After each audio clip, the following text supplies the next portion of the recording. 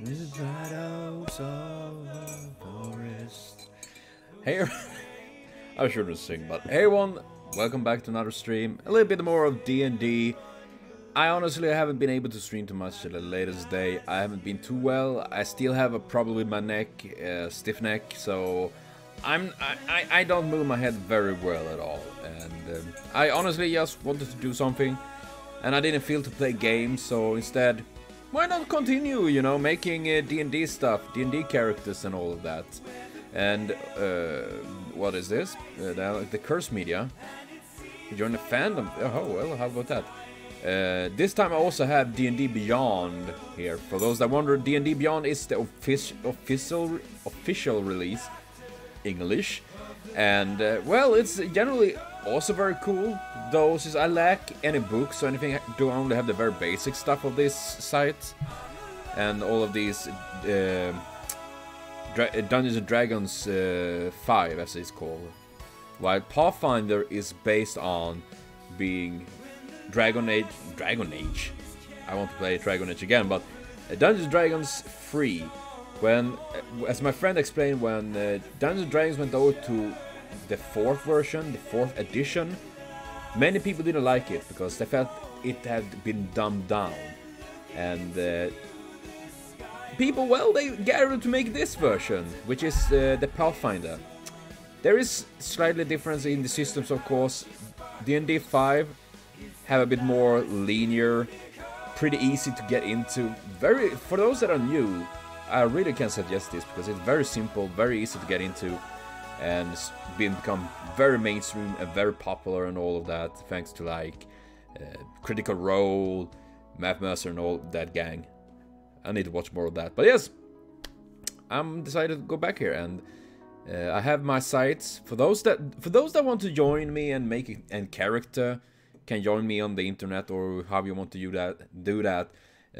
I'm using Mythweavers, a very good site for getting all these different templates and sheets that looks like this. This is my big boy Ranek, a Blood Rage Lizardfolk, and honestly it become a bit of my very, very favorite character, I must say. And he is quite strong, I must say, because holy dang, as you can see, I mean, he maxed quite well in strength and all of that. And the thing with him is that makes him so fucking dangerous and very OP right now at their level is that he has so many natural attacks. He have natural bite, natural claw, and tail attack, meaning pretty much that he can attack 4 times with these as a normal attack. It's a normal attack would be 10. I have 10 for 1 attack. With that I have 4 attacks only, and it's considering the damage output he has, he's a bloody fine DPS, so to say. And yeah, I mean, I've grown very fond of him. I really do enjoy him as a character. Even if he appears very strong and very scary, you know, he's a Blood Rager, so he's literally a magical barbarian. I mean, he's very thin. I mean, he's like well, how tall is he? He's very tall. He's way over 2 meters and very hulkish build. So he's very scary, but honestly, he's a very nice guy. He's the kind of guy that sneaks around and gives food to poor families because he hates seeing people go hungry. Because being hungry is the worst thing you can be in his mindset. And yeah, so he do that. And of course, he trying to keep up the idea that no one knows about these things, that he does that. He doesn't, if you ask him right away. But everyone knows it because he suck at sneaking. So everyone knows pretty well that, well, that is Rana giving that food to that family again. And he's trying to act this cool, merciless guy. He kind of sucks at it though, because he's a surprisingly very human character. When I created him, he was actually original to be very grumpy, very quiet, and very serious, and like, you know, being the quiet, cool, tough guy standing like standing at the wall. Instead, he turned into this weirdo that likes to joke around, he doesn't mind being the center of the attention, bonding with people, even those that have been his enemies, he turned them to his allies. I mean, in that way, he is actually the typical shonen main character that likes to take, you know, oh no, we can be friends, you know, making his enemies his friends and all of that. Though he have no problem to rip them apart as well. And this damage, as you can see, he have taken random damage there. It's from his kicking and basilisk ass. And hey, Potato! Yes, you found the Christmas gnome! The Swedish man is gone. I'm terribly sorry. He died. Instead, this gnome arose from his corpse. From his chest, you know. I was an implant egg in his chest. And that was how I came to be. Now you know that truth. What are you doing, Potato? And yeah, so ironically, he lost so much HP because he didn't really want to fight the Basilisk. He felt sad about it because this weird half-hybrid, he was crazy kind of thing was... Well, Radek felt sad, so he didn't really engage too much in battle, so he took lots of damage before he actually did kill it. It was kind of crazy, actually. And yeah, most likely the cats did. I mean, the fat one had been looking a little bit menace on me. I'm not sure if she'd happy with me either. Maybe she would kill me for another one. I know, we have been using cloning device on Lano because sheeps are easy, so why not Lano? He's pretty much a sheep as well. And yeah, we have good Thunderfuck here, our beloved child that I accidentally deleted. So I need to redo him, but I saved his name so I don't forget him, because I gotta use good Thunderfuck, definitely. I gotta copy from the video I did last time. Well, I'm happy you're doing well, but I can understand that you're being tired because all of these preparations and all of that. It's always like this around this time. And well, I'm okay, a bit tired. I have a bit stiff neck, so I can't really move my head too much too fast. If I do that, I feel like, you know, like I'm dying. But it's a bit better. My neck was worse yesterday. What's kind of sucks when you try to play a horror game and have a wry neck. It's not the first time I do that. I'm an idiot. And I was actually thinking of making a bard this time. We're gonna make, for those that are interested in what's out, you can go into sheet, character name. We're gonna call this bard so far The Mask. I think that sounds very, you know, very, very mysterious. And started to be, I mean, Sturm Ebonborg I did last time here as well. The Thiefling Alchemist, yes, that was who he was. Yeah, it's been a while now. It's been a few days since the last stream. I honestly been tired lately, so I haven't had really energy. I think it's because all the stress for Christmas and all that. And which is ironic. I'm not celebrating Christmas this year because I can't afford anything. So I'm been like stressing just natural. It's like my body instantly, oh no, we're about the 12th of December. Now my body starts to build up this stress by sheer just being used to it. And no, I degenerated hero. Why do they need to be degenerated? Can't they just be happy? Then again, I was actually thinking of this bard. A bard is a character. Untold wonders and secrets exist for those skillful enough to discover them.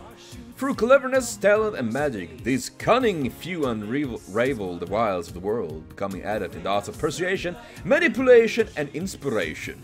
I mean, bards are literally they're sitting in the back line, like playing the shit out of things, and yeah, they're quite awesome class actually. So I plan to make an bard, and why not degenerated? He probably would be a bit of a sassy ass, and he's gonna have a mask. That was my intention goal, because he's gonna have this mask. He always have a mask on, a full cover mask that is a bit of mysterious, because you know his real face is mysterious. Ouch, my neck! I shouldn't move my head too fast. And I think that is. So we can add bard. Yeah, it is. I mean, Back then as a kid, Christmas was the fucking best. I loved it so much. Now it's like, at least there is food. The food is good, the rest is not. Not that, ugh. I'm bad with it. I'm getting old. Getting very tired. My characters, did I even have a character? DnD Beyond is for the Braka. I know. And Iskandar is obviously taken from Iskandar. I like Iskandar, he's my boy! He's my boyfriend.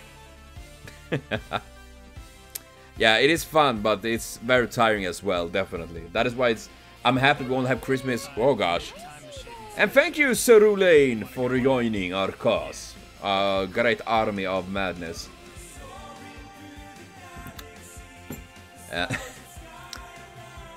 But yes, and you know, one reason why I want to do Bard is because I was listening to Ninja Sex Party earlier today. I was like, you know, I want to make an awesome Bard that's playing Ninja Sex Party music. What? Is that allowed to stream? God damn it, these streams, I haven't caught up with the laws. And thank you, sir, and Merry Christmas to you as well. Raise. Now we're gonna do like this. And yes, look, it's in Swedish, the natural language of the world. Because ABBA is Swedish, and of course ABBA is the Bard. I don't know. And what kind of, I mean, a cool race. I mean, seriously, you can play as an android, which I think is quite cool actually. But they do get a penalty on charisma, sadly, because they are very, well, as I say, androids are superficially identical to humans in many ways, and to the uninformed, it can be difficult to differentiate the two. But I think it's pretty cool because they have this kind of, when they're using magic or stuff like that, they have like these glowing tattoos over their skin, which is like bionic stuff going on, which I think is super awesome. Which makes me want to make a wizard android, because fuck yeah. I'm a robot! I can do whatever I want! Tieflings are also very cool. I mean, it's a classic. I mean, who doesn't like boys and girls with big horns and tails? I can't say no to that, at least. Catfolk, I haven't done that one. My very first bard I did, I have done one bard my entire life, was a catfolk. The thing was that this catfolk guy, this bard, was bitten by a were-rat. And he became a were-rat catfolk. Do you have any idea how I can't even say the word, so humiliating is it? When a catfolk turns to a were-rat. Oh god! Excuse me. God Pillar Slaying. Well, I haven't get Merlin either. Then again, I haven't. Honestly, I don't really care. I have Blackbeard as a support. Screw Merlin. In that way, I don't be sad when I don't get him. Catfolks are a race of natural explorers, rarely tired of trailblazing. But such trailblazing is not limited, merely not to search for new horizons in distant lands. Many catfolks see personal growth and development as equal valid avenues for exploration. I mean, who doesn't like a good cat girl or cat boy? You know what? I think we should do one. Yes, my neck. I can't move my head too fast. What? Catfolk often view goblins and ratfolk as vermin. What? A cat seeing a rat as a vermin? How imposterous. Oh, look, catfolk are sociable and agile, but often lack common sense. Okay, we're gonna do a catfolk. Fuck yeah. It's gonna be a catfolk race. Catfolk. Very social but lack common sense. I like that. What? You have 32 tickets? Potato, if you don't get Merlin, I'm gonna do this bacon. Bless Potato for tomorrow. Yeah. He pretty much said maybe. He can't do anything more. And of course, a catfolk get +2 in dexterity and charisma and -2 in wisdom. Let's do this. -2. Oh, -6 in modification. Oh my god. Okay, 2 and 2. Well, well, it's gonna suck if she wins it and you need to sacrifice your ball to RNGesus. Don't worry about that. I already sacrificed my balls to the game goddess way back. It wasn't worth it, but hey, at least it was worth trying. And I'm gonna do this like once again. I gotta write down where is my pen. Oh, there is a pencil. Bacon make a mess on my desk. I'm a very clean person. I don't make any mess. Bacon.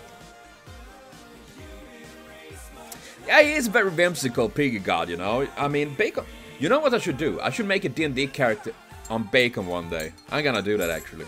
Maybe later on the stream. Okay, so now we're gonna roll. And we're gonna do like this. We roll. And 4 dices. We remove the lowest dice. If for example I throw 1, 2, 3, 4, I remove the 1. Roll. 2, so that was 12. Well, that was not too bad. It's pretty average. And that is 13. That's pretty average. Oh, 16. Now we're talking. Come on, give me an 18. I would love that. That was pretty bad. Okay, that was pretty average. Ooh, 17! 7 fucking teen! Yes! Yeah, that's great. That was not too good. Well, 10. Holy crap. Everything is 10 or above. So I call that a very good roll, I must say, actually. But you know, gotcha flashbacks. I can feel that. I can imagine as soon as someone mentioned roll, getting this, like, you know, Platoon when it stands, they're like, ah, gotcha, why? So we're gonna set 17 because we're gonna be a bard, and then I think we set 16 in dexterity, so we get 18. Intelligence. I like to have a decent intelligence. So let's put 13 there. And hey Sam, how is it?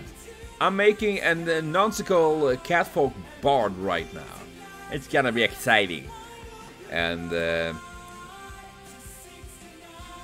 yeah, I haven't done that. That is a good question. Remind me after the stream, Potato, or write to me on Discord, because I honestly forget. I have a very bad memory, sadly. And we're gonna put, we did put 13 there.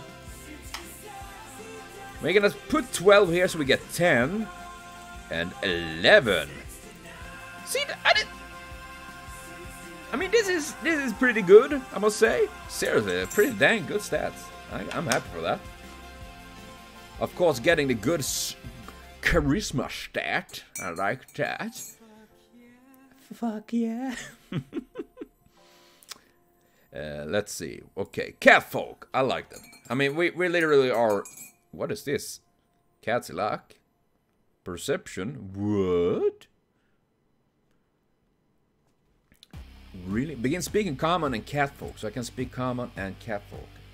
I like to be able to speak many languages. Catfolk. I mean, that we can call that kitten talk or talking like a pussy. Cat. Guess.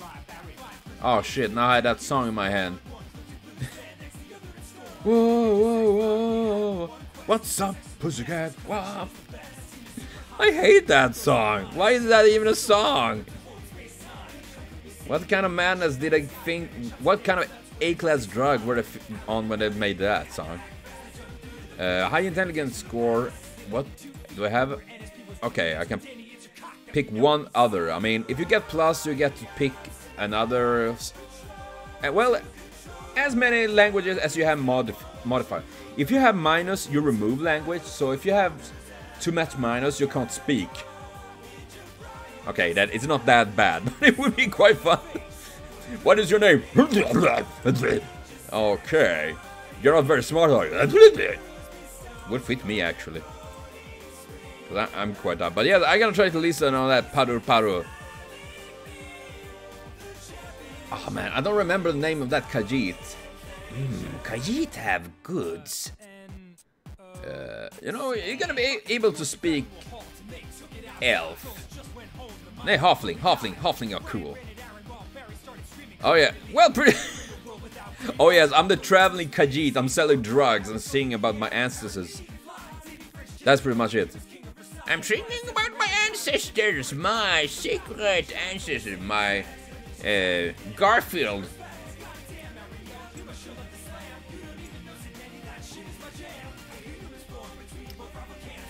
Cat's luck. Once per day, when a cat will make a reflex saving throw, he can roll saving throw twice to take the better assault. He must decide to use this ability before the saving throw is attempted. That is actually pretty neat. Racial poem. Oh man, I got lots of points. I have no idea if I worked, but hey. Maik the liar. Sam is like master of Skyrim. I'm put to a shame. Gain racial. Charge run. Oh, that's pretty low like. Wait, do you call me the liar? Aw, snap. Now I feel sad. Stealth, survival, and perception. This is literally fucking impossible. Ska vi se. Perception plus 2. Stealth 2 and nej, that's 2. That's pretty neat. Getting a little bit of bonus of. Yes, stranger, Khajiit has the productions. Do you want to buy some skooma? I made it myself in my mother's basement when she didn't look. I'm drinking it right now. Oh yeah, that would be something. Being an cat folk that is selling skooma, a Khajiit.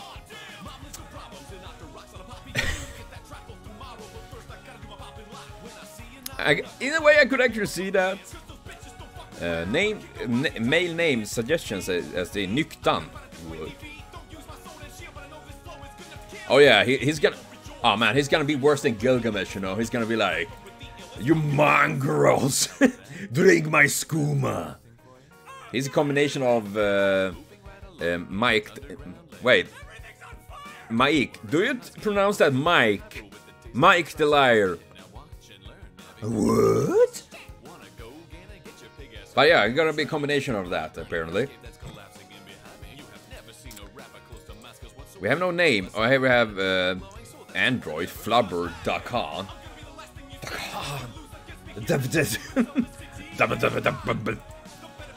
Experience, HP.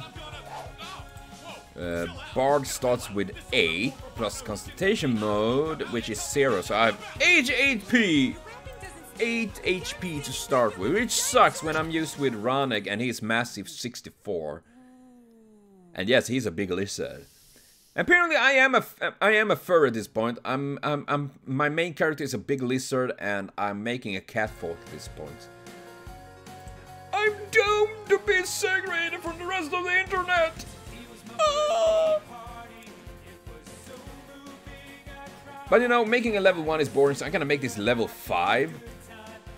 And when it comes to health, each time you level up, you roll, in Bard's case, a D8. So we're gonna do that. Let's make this happen.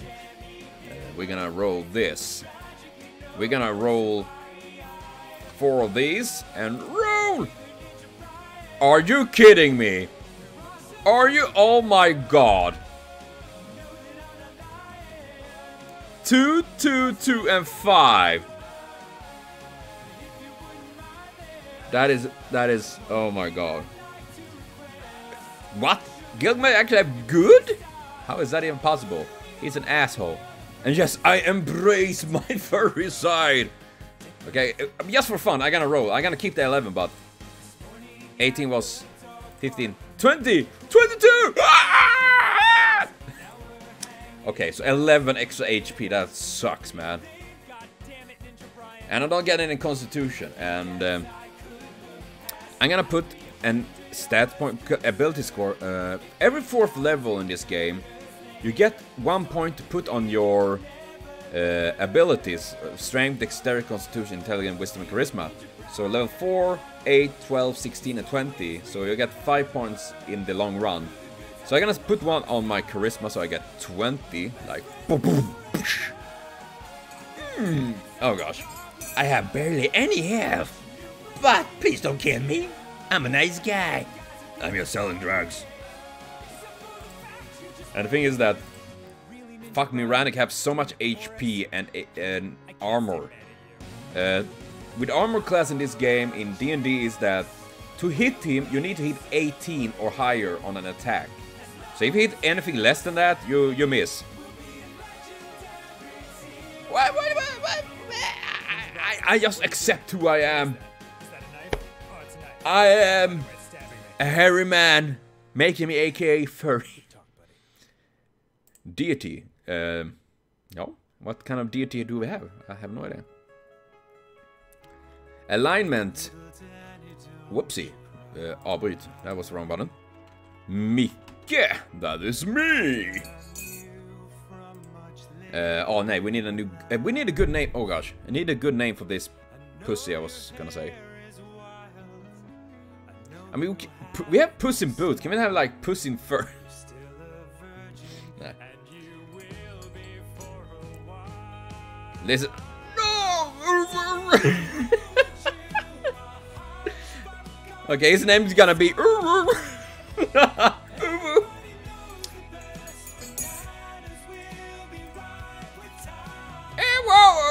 That is his name for now.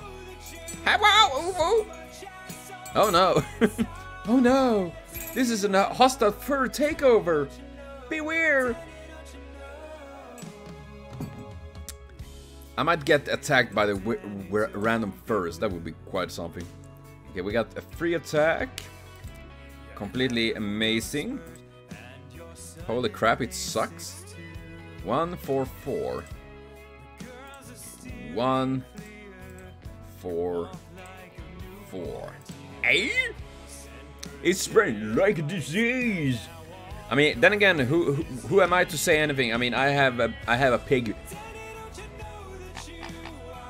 Oh, Sam, that's a punishable offense right there. Pathogen. I love it.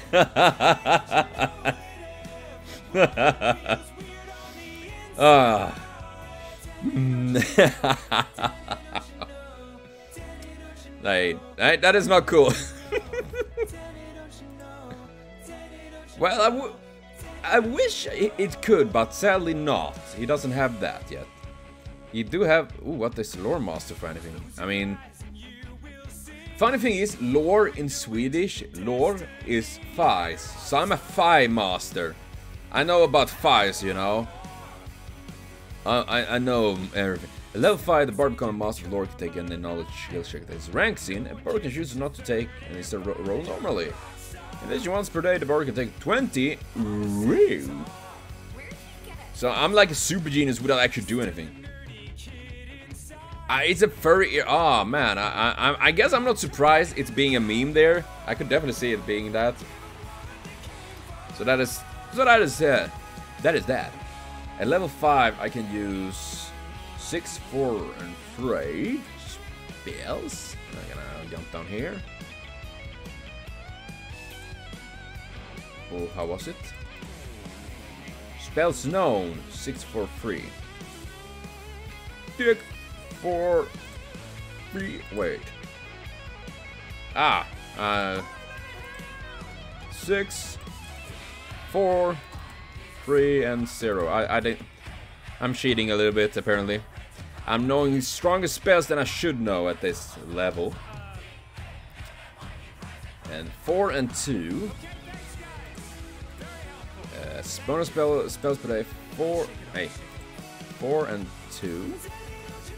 And then I get to use, since I have a high charisma, I'm adding that, I think. I have no idea actually. Sam, you don't need to shy about it. We embrace our inner furry here. I guess I need to get a fur suit of some sort of. That might be a little bit too much for me. Maybe? Okay, I do receive a bonus on my high charisma score because I'm such a charismatic boy. So you get the 9, 7. You do quite a lot actually. I'm more than double my spells. I must say. And the 0 one is that I can use them whenever I want, pretty much. At least from my understanding. The crusade against the furs is nigh upon us. Dear princess. Dear princess. From the battlefront. I agree. This is the furry battlefront right now. This is Sir Foxy Burger King. I'm suffering on the battlefield right now from my hernia and my stroke. But I'm gonna fight against the injustice we furries go through every day. We won't stand for this anymore. We have the right to go and pee on any post we see without being looked upon as being weird. Did I take this too far? Well, that is quite good, actually. Ronick is pretty much, I kill everything. And he can do that. The mask, or cannot really kill because he's pretty weak. Well, he have high dexterity, so cool. He can shoot. He can shoot a bow. No, not shoot a bow. Shoot with a bow. Oh man. I just imagine him now. I have a bow and shooting away other bows because fuck yeah. Twang. Double. Oh man. Imagine if he had one bow and shot away the other bow with an arrow on the string loaded. So the other bow is shooting away, ready to shoot, and then he pick up an arrow and shoot on that bow and that arrow, so it launches. It doesn't work, but holy damn, it would be so cool if he did. There's probably some magic that make that happen. Probably useless, but why not? Why not? At half his class level, meaning with all knowledge can make it. All knowledge skill checks untrained. I mean, that's pretty impressive, actually. Fetch me said item. Well, that works too. I mean, it's like the option, you know, when you're playing in, you know, like a game where they give you an option to stealth, and you're like, if I kill everyone, I don't need to be stealthy. You have the option to stealth, but you go in there with guns blazing with a minigun. Acrobatics, appraise, I think bluff as well. Bluff, climb, craft, diplomacy. I think they pretty much get almost every skill. This guy, not disable device. Escape artist. I can't fly either. What is this bull crap? It doesn't work. Knowledge all.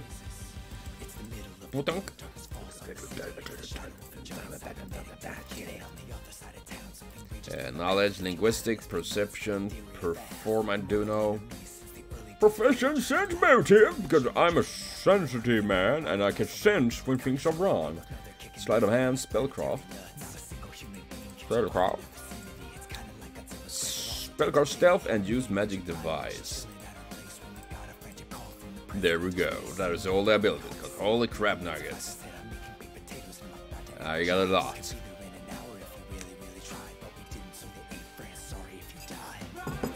Well, French got eaten by the big rhino.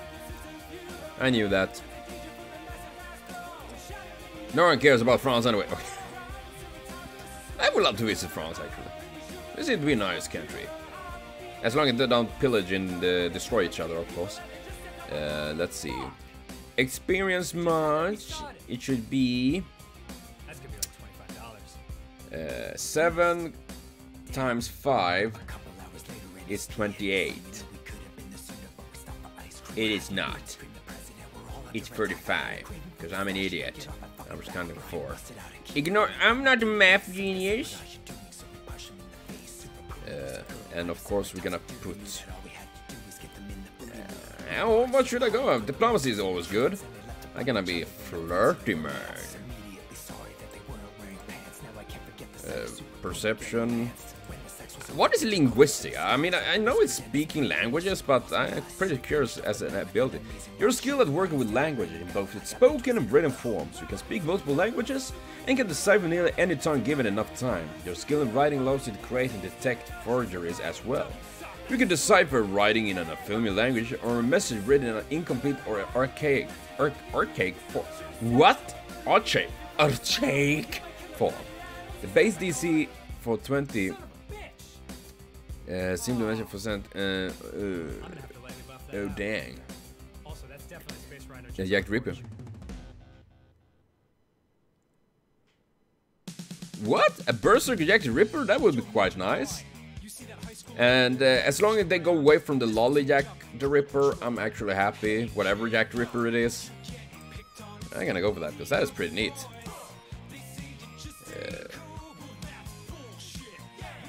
We're gonna go for that. Sleight of hand. I mean, the thing is with the lolly. Yeah, I can't do more. I mean, I don't like the lolly Jack Rip, I must say. And hey Rose, thank you for the hat. It's matching my eyes. My blood's blown red eyes. Pretty much. Okay, we can do it like this instead. We're gonna take 2 points from this. Put in acrobatics.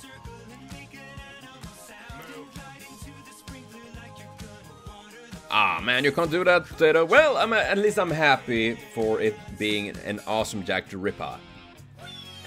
You can say that it's a Jack the Rip Off.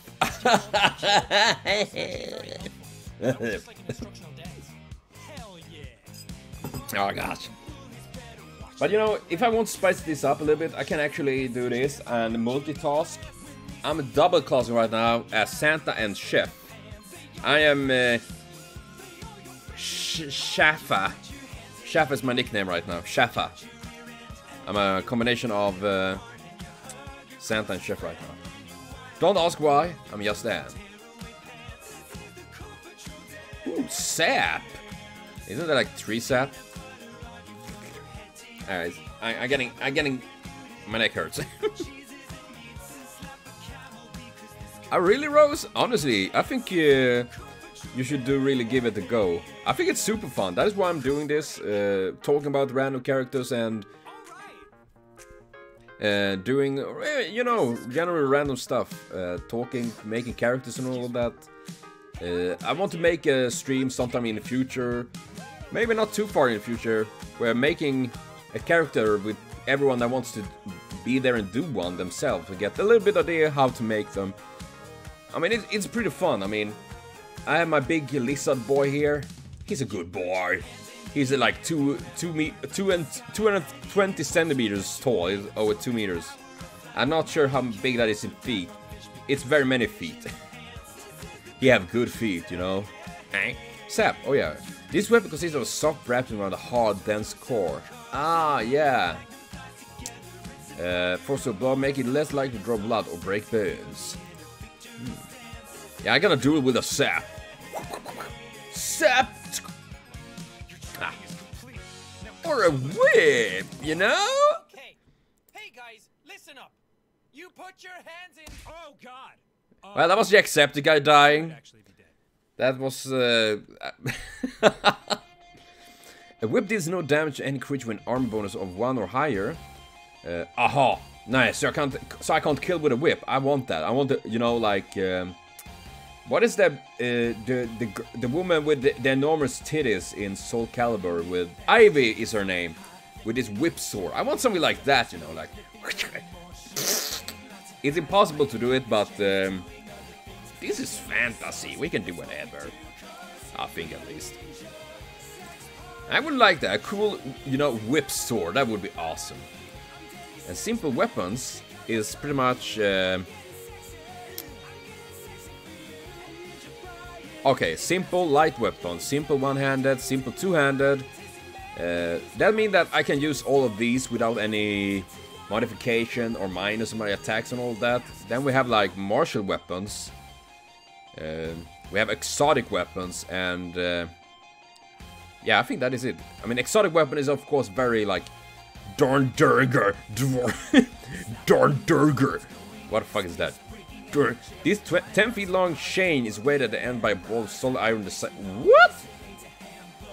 By adjusting the slag of the chain, the weapon can be used to either with or without reach. Change when you use his normal weapon reach. Ah, it's a chain flame. Oh man, it sounds way cooler in Dwarvish. It sounds like a nuke of some sort. Dorndurger. Or a burger.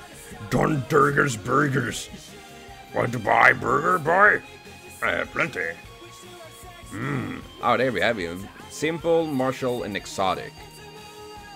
So I can use all the simple weapons plus longsword, rapier. That counts for martial, I think. And proficient with light armor and shield, except tower shields. A bard can cast spell while wearing light armor and use shield without incurring a normal arcane spell.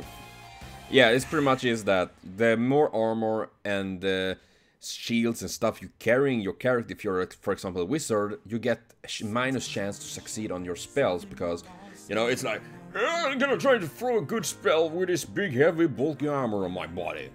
It doesn't go well at all, pretty much, and yeah. So it's pretty nice I can at least wear light armor. Light armor is not too... Dirk of Doom? Oh. A bard adds half his class level, minute to all knowledge skill.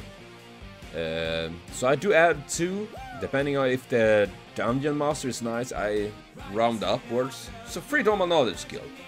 We're gonna add this. We're gonna write Bardic knowledge and Bardic performance, because I'm good at performance, you know. And what does it do? A bard is trained to use perform skill to create magical effect on those around him, including himself if desired. He can use this ability for a number of rounds per day equal to 4 plus his charisma modifier. I have 5 in charisma modifier, so it's 9 times per day I can use it. At each level up to 1, bard can use Bardic for 2 additional rounds per day. Ah, it's rounds, okay, so I can use it how many times I want, but for just a certain amount of rounds. And 1 round is literally each time your characters, for example, are fighting, everything is decided, placed in rounds. First round, everyone get to do something. Next round, you all return again and do things again. So it's a pretty simple in that way. It's pretty much like an RPG game if you play that, you know, like everyone take a turn, everyone done a turn, next round, and repeat. Starting a Bardic performance is a standard action, but it can be maintained each round as a free action. A standard action is pretty much, if I don't remember, I'm not very good because you have different actions. It can be very complicated. Most common actions, yeah, let's see. This is what we have. We have move action, literally moving, running, or whatever. Free action is something that doesn't consume or do anything really big, that doesn't affect too much. And then we have an, as they call, standard action, which is like attack or whatever. So you can, there's pretty much 3 things you can do on 1 round, if you want to do that. That is the education of the Lana. Lana speaking. A Bardic performance cannot be disrupted, but it ends immediately if the Bard is killed, paralyzed, stunned, and knocked unconscious, or otherwise prevented from taking free action to maintain it each round. How? I mean, a Bardic performance cannot be disrupted. However, if it's killed, paralyzed, stunned, knocked out, it can be interrupted. Okay, that sounds like bullcrap, I'm just saying. And that doesn't make sense. At level 7, can start a Bardic performance as a move action instead of a standard action. That's pretty nice, because then your standard action is free for like attacking or casting a spell instead. Level 7 is swift action. Has audible components, visual. Ah, yeah, literally that. You need certain items and certain things to make use and make some spells. One of them is, of course, like, you know, an instrument of some sort. I think that's pretty interesting. cantrips. Ooh, I like those. Cantrips are... Oh, and this is the different bardic performance. Counter song learns the counter magic effect that depends on the sound, but not spells that have verbal components. Makes a performance keyboard, perceive, wind, string, or sing. Okay, I can't sing. An equivalent of the bard include the bard itself, that is affected by a sonic language dependent magical attack may use bard performer. So it's pretty much to help. Help a little bit against magic in general. Distraction, fascinate, and I'm fascinating. At first level, bard can use this performance to cause one or more creatures to become fascinated with him. Each creature can be fascinated, must be within 90 feet, able to see and hear the bard, and capable of paying attention to. How can't you pay attention to me when I'm playing so well? Inspire courage. Inspire competence. That is something that I would need in real life. I'm just saying. Can use it to help an ally succeed at the top. Can someone do that on me in real life? I would fucking love that. Being able to succeed with something. Sweet baby raptors. Let's see though, we have spell lists. Screw weapons, combat. Bard spell list. How many spells did I have?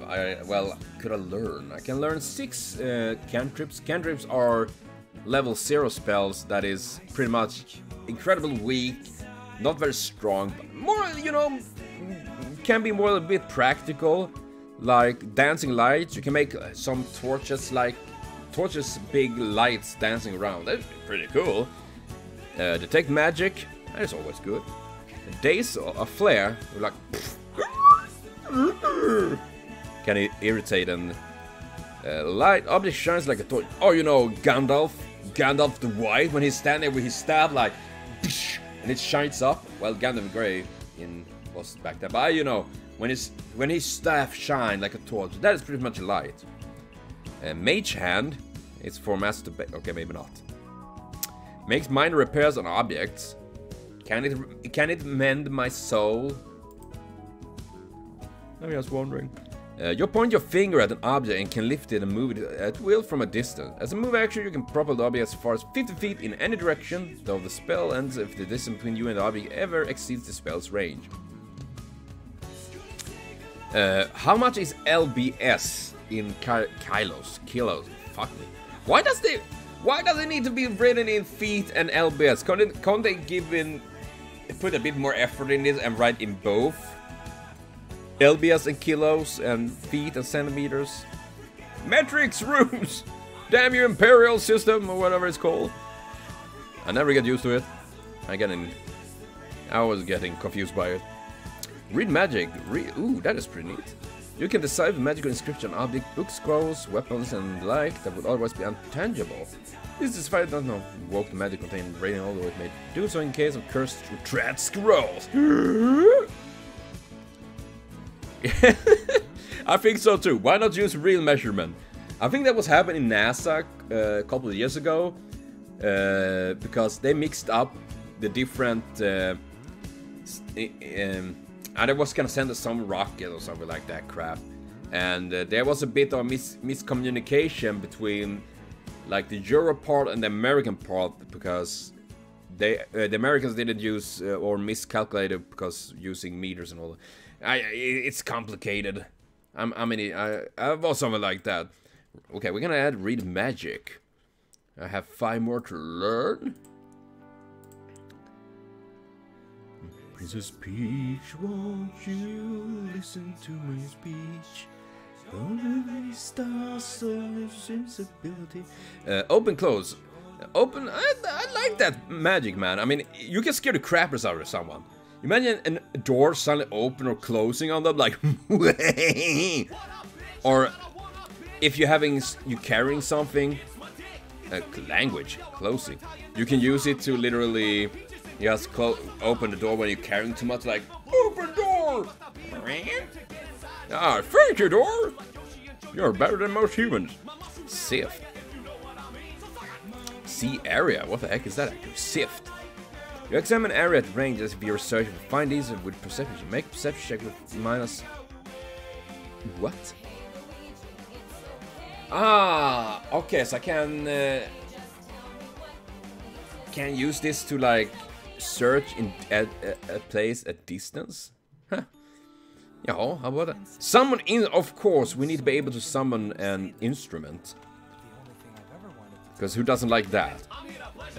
It reminds me an old RP we had way back that I made. I still have it, but I call it World of Chronos. There was a guy there that was called Lankor. His name is pretty much what Lanokir is based on. And he was like a super swordsman, and he had a weird bird he was riding. You know the bird in One Piece, the big duck, Nebi or whatever it's called? Something like that. And this guy, Lankor, would always play his fucking lute and be like, and then whatever, that was pretty much what he did. It was not good, but he did it. Message is pretty cool because you can whispering like, "Hey, how are you doing?" and send that message to people at long distance, and only they can hear it whispering. Pretty cool.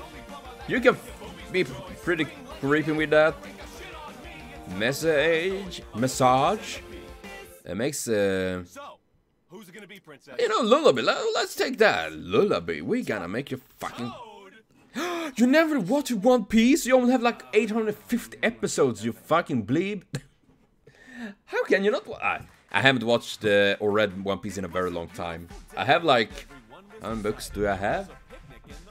I have like 35 books, and I haven't bought them in a while. So there's plenty of them. But honestly, I can tell manga and animes and all that have been very inspired me very much in the past when I created characters and all of that. After all, I mean,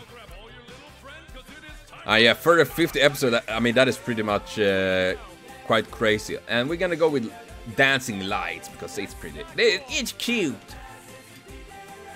Dancing light, and then we have.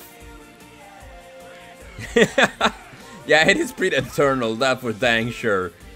Level 4, abundant ammunition. I mean, that is pretty cool. If you use this magic on like a cougar, well, cougar was I thinking on, quiver for arrows, you can pull out and it replenish it constantly. As long as it's not non-magical ammunition, just normal, it will replenish, which is pretty cool. Make a handful of food satisfied. What? This spell magic enhances a handful of simple food, imbuing it with enough nutrition to satisfy medium or small creature for a full day. Does not create food and thus will not long prevent someone from starving, but it can extend even limited reserve for length. That is pretty cool, actually. Target a handful of berries, grain, nuts, or rye. Oh damn! I mean, a handful of berries, and you can make it so you can live on it for a day. That is actually pretty cool. Because this is something you need to think on when playing D&D or RP games like this in general, is to think on, depending on of course your group and your dungeon master, is that there is never enough food. Generally there is never, depending where you're going. So always good to have a character or someone that can hunt or get any kind of food sources, because food generally will be scarce, and that is not good. Adoration. You gain bonus on diplomacy checks and performance combat. And diplomacy is a skill that you use, like trying to convince someone, like to your cause. Like, I'm standing here today to speak for everyone that furries are the God-sent people. Anyone else that is not following my word and my guidance are pagans and will die. Okay, that's maybe a bit extreme, but pretty much. And then you roll diplomacy, like, did I succeed? We roll a d20 for fun, and we get 8. Oh shit, that was pretty good actually. Holy crap. The higher you roll, the better. 20 is of course natural 20 as they call it, and max. Well, I don't mind like an anime with many episodes and all of that, but it can be very a big shot to just watch through them. And I find it can be quite annoying, pretty heavy. Especially One Piece that have been going on for so damn long. It's kind of crazy actually how long it's been lasting. Aspect of a Nightingale, you gain competence bonus on perform. Once per minute, if you're subject to charm effect that allows saving throw, you may roll twice. That sounds pretty neat. I see way more spells suddenly. Level 2. Ah, crap nuggets. And you should just know that wizards and all that have even more spells. So there's a lot of spells to know and learn about. Honestly, just that, checking through spells is pretty fun. Animate rope makes a rope move at your command. Aphasia, prevent target from understanding language. That would be quite fun actually. Like, what? I don't understand the language, my language anymore. Borrow skill makes skill check using another's ranks. Literally, if using that skill, if well, the magic, for example, I want to use intimidation with the mask.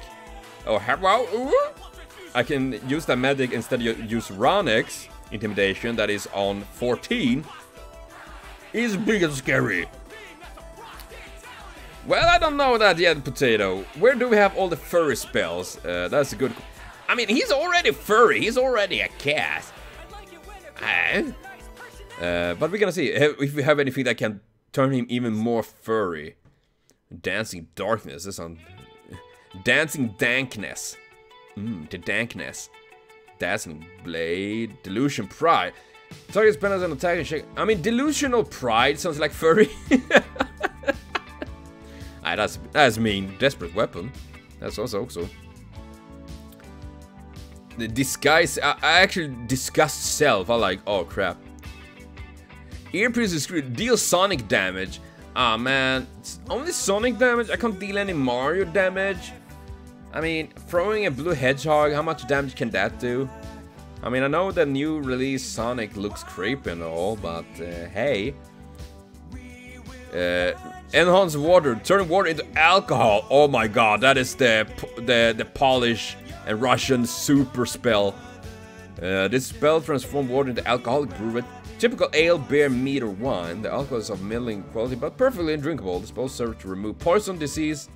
Holy crap nuggets. The more contaminate the existing water. Crap. No, Sam, I won't leave you alone. We stand united. We are furry brothers. Here we stand. We tangled our furry feet together and our tails dancing at moonlight. Fumble tongue, that sounds like me. Glued seal. I just imagine the animal.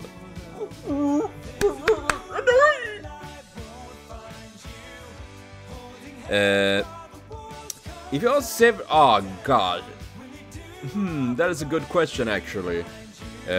Rider is of course, it's really hard. It is between Iskander and Blackbeard, so that is probably the hardest one for me, because I think both of them are fucking amazing. I love them. And Berserker, I would say so far my favorite. I think Sparkus actually is one of my favorites right now. Against depression, and I do also like Banana Demon. Horn of Pursuit, Hypnotism. Innocence. Oh yeah, I'm innocent, whatever you say. Itching Curse. Ooh, that's some jitterbugs. That is Jury. Remove the broken condition from target. Key arrow. Cool. As for Archer, who is my favorite Archer? I guess it's Mary Ann's, or you know, the duo I got on the summer version, or the all that. I think so far is my favorite Archer, at the moment at least. Another ride I do love is Martha, of course, but I'm gonna go with Ruler Martha. Ruler Martha is my favorite ruler. I'll probably get lampooned by everyone that is loving Yin the Ark and all of that, but lock gates, complete the target to look only at you for the duration of the spell. Look at me! Don't look away, if you do that, you die. You compel the target to look at you and only you for the spell duration or until the spell is discharged. While staring at you, the target is considered to be averting its eyes from every creature but you. Yeah, pretty much. That's pretty neat because you kind of lock in and make everyone locked into that. Maybe I should make a video on that potato. Yes, a random little fake Grand Order video talking about which I think is my favorite of every class. That could be something where I can go in a bit more detail and think a bit, because right now my brain is kind of like stretching. I'm forgetting probably lots of characters I don't want to forget about. Poison egg. This is such a weird spell. You transform the content of a normal egg into a single dose of small centipede poison. It's kind of cool. I mean, if you have eggs, you can transform it to poison. Like, yeah, I'm gonna have a hard-boiled egg, you know. Well, like, oh crap! I turned into poison again. Remove fear, restful sleep, see alignment. This reminds me of a thing with the Belgariad. One of my. Yeah, I mean, how could I do that? I'm using you, potato. I'm using every one of you to my own win. You will be the reason. Are you serious? Yes, I'm using all of you for my own win. I will take all of the ideas from your souls and implant them on you too. But yeah, I think it could be fun.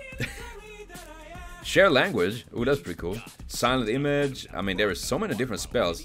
Tamer lash. That sounds like an furry ability.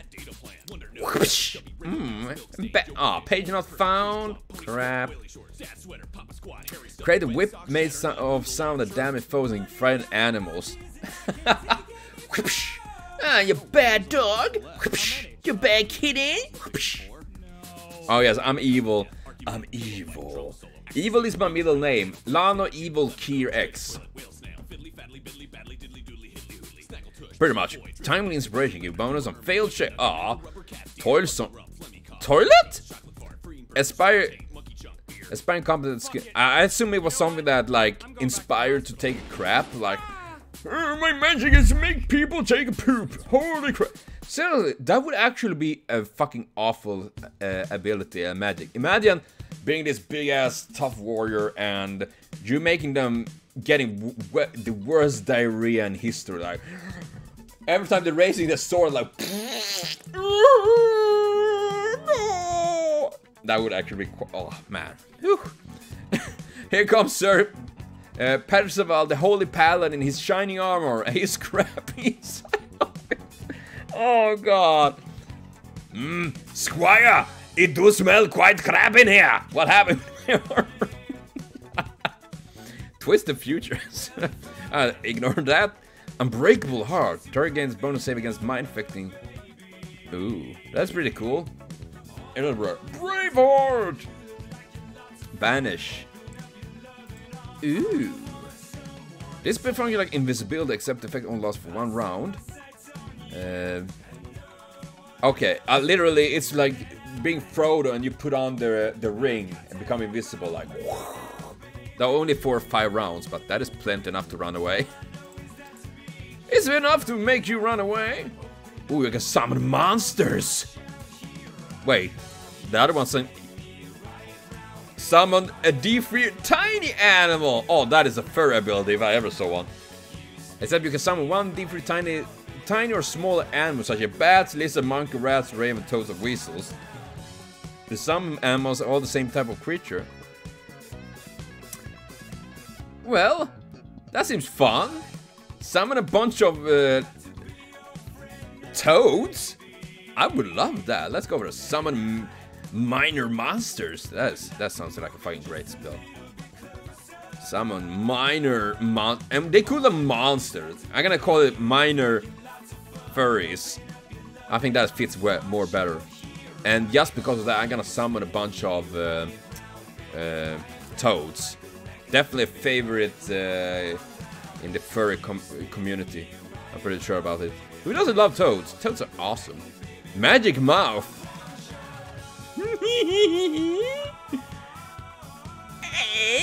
And you know, magic mouth, you know what I'm saying? Wink, wink, nudge, nudge. What does it do? Objects speak once when triggered. What the fuck? This ability that shows an object or creature with enhanced mouth that suddenly appears and speaks its message next to spec. What? Okay, it's pretty much that you're sending a message to someone, but it appears as a talking mouth. That is fucking creepy. And that's weird. And summon a bunch of dogos, and then Koo can come out. And that would be quite nice. Getting a little bit of Kookalane here. Choo-choo-lane. Choo-choo-lane. I thought that was how we pronounced his name in the beginning, like choo-choo. Like choo-choo-lane. It's some cuter like that. Choo-choo-lane. That is his kid name. And no Pirage. No P-Rage. P-Rage. Oh, no P-Rage. Oh, now this makes more sense. P-Rage. When you're so fucking angry when you're peeing, like... Ah, that makes sense. I can see that be a thing. Hideous laughter.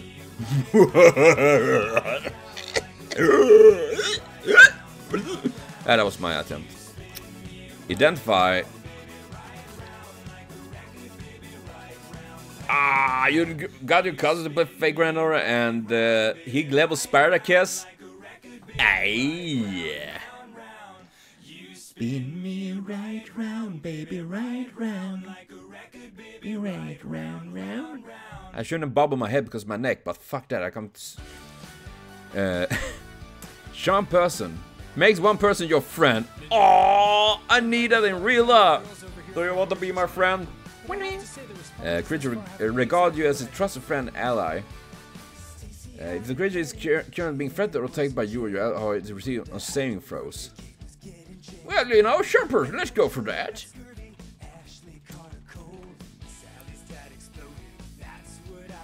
Ah, but that is true. That is good. Spartacus is the best girl. You stand all languages. Languages is power. I wish actually I could do that. Understand all languages. Remove my tights. Detect metal object. Target is penalized and checks. Air piercing. Enhance. You know, I'm gonna go with enhanced water. I'm gonna send my fucking. I mean, I can take water and make it to alcohol. I'm fucking Moses at this point, or Jesus. I'm Jesus. Oh well. I mean, we gotta protect that smile. He protect. But best of all, he protique. Grease. You know, let's go for Grease. Grease lightning. Grease. And we have two. Oh gosh, level 2 spells. Absurdity. Threat someone like a ridicule thought. Well, I need a spell for that. I can do it without air step. Tread unsteadily on air with limited. That's pretty cool. Also say I formed a small medium. Ooh, that's pretty neat. So alter summoned monster. What? Oh, I can even. Fuck yeah, that's pretty cool. Animal messenger sense. Yes, I can use an animal messenger. I summon my little toads and send them out. Go, my friends, and tell my message to the people.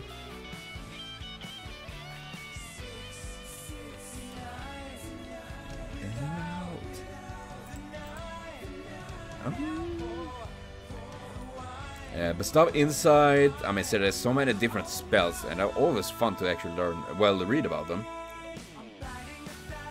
Boiling, but targets take fire damage or get +2 strength. Ooh, damn. Hookward.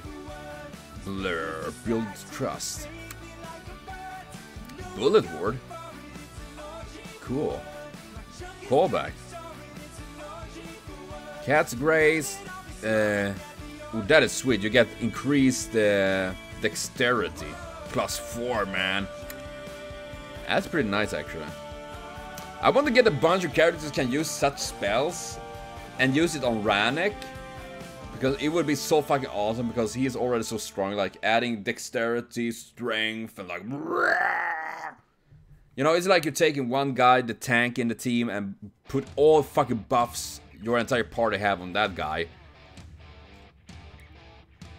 What? Create a treasure map out of the creature's corpse? Fuck yeah! I'm gonna go for it. I don't even know what to do, but this sounds fucking... create treasure map out of a corpse. I mean, that is some necromantic stuff going on there. Delay pain. Well, that sounds pretty fun. Probably not, but... full pouch.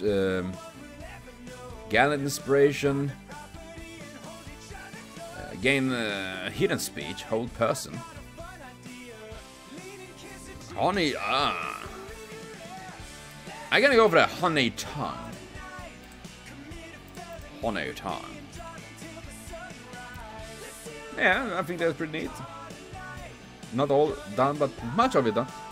And Rannick have been improving quite a bit since last time. He have learned a bunch of new spells. Because he... In the last adventure we had last week, he found a basilisk deep in the cave, deep down underground, and this basilisk was partly a dragon. It was like it slowly had been starting to transform to a dragon. And Rannick didn't want to fight this really because he felt kind of pathetic about this thing. And instead he wanted to go to the water where it was this green glowing light. But this basilisk didn't let him do that, so he attacked Rannick, and Rannick, well, started to attack back a little bit, but he's like, no, I don't want to fight you, guy. I just interested what is in the water. But this basilisk didn't refuse. Well, refused to stand back. So in the end, Rannick needed to kill him before he dived down into this water. And deep down in this water, in this pond, was a green crystal pulsing of power, and it's like it had this vibrating around it, like it's pulsing through your body. And Rannick, being the idiot as he is, touched this crystal, and it literally pretty much forced his soul out of his body. So he saw himself, and it kind of fucked him up quite a bit. And he got false memories that doesn't exist. He learned a new spell though, which is pretty cool, but it kind of fucked him up in that sense, because he suddenly have a memory. It's so real, but he knows it's not real at the same time. And being the idiot he is, yeah, you only live once, you know. Being the idiot, he decided like, you know, I'm gonna see if I can crush this crystal, because he was afraid someone else would touch this and most likely die. And it didn't help, and instead he kind of got another dose of this weird magic power. Luckily he survived it as well. But this time he saw like the other side, the beyond.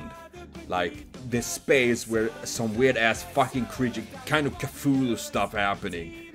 And yeah, he kind of learned another spell, so he can speak with the beyond once a week. Like these weird ass powerful creature god thing, kind of crazy. And his right eye, that was normally golden, had kind of become green, and his skull had become deformed a little bit, so he started to look more weird.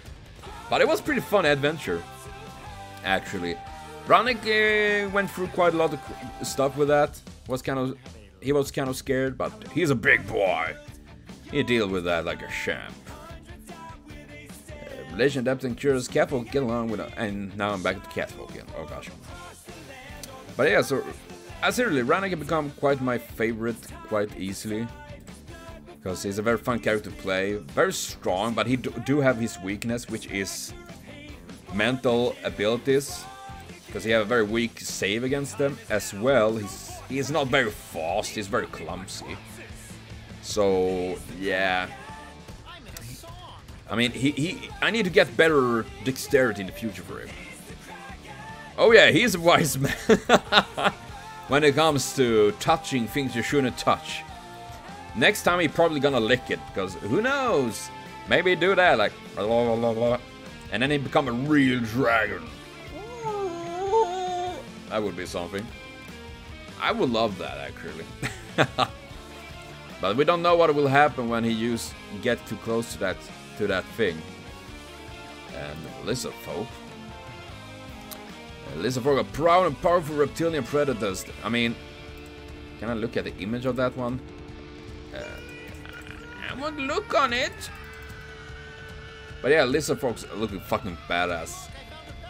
I mean, if this continue, he might actually soon look like Bowser.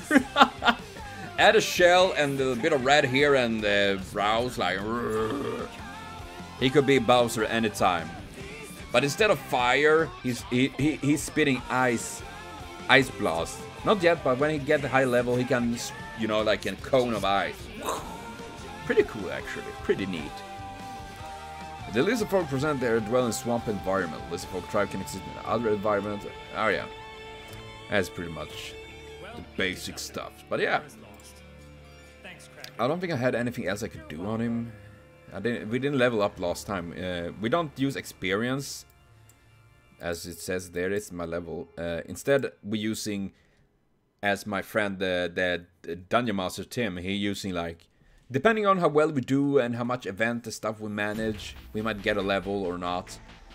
So we've done quite a lot of things here, I must say. Now we're into something weird here. But yeah, well, I think it's pretty fun. I mean, being able to just build up a character and roleplay them and write story. I mean, I've been writing quite a lot, like concepts and ideas and stories for Ranek and many other characters. Kind of it's a bit of my jam, you know. I just like it. And spells known. I mean, wait, spells per day. Couldn't I do more, or was it very limited? Yeah, pretty much. If we see like we have done much, I mean, if we haven't done anything in the adventure, maybe our characters haven't done anything really challenging, then nothing really happens. But if we have done something that really like, as one of the previous adventures, we defeated this very powerful and very dangerous wizard, Slobdan. After we defeated him and saved the district from his tyranny, pretty much, we did get a level from that.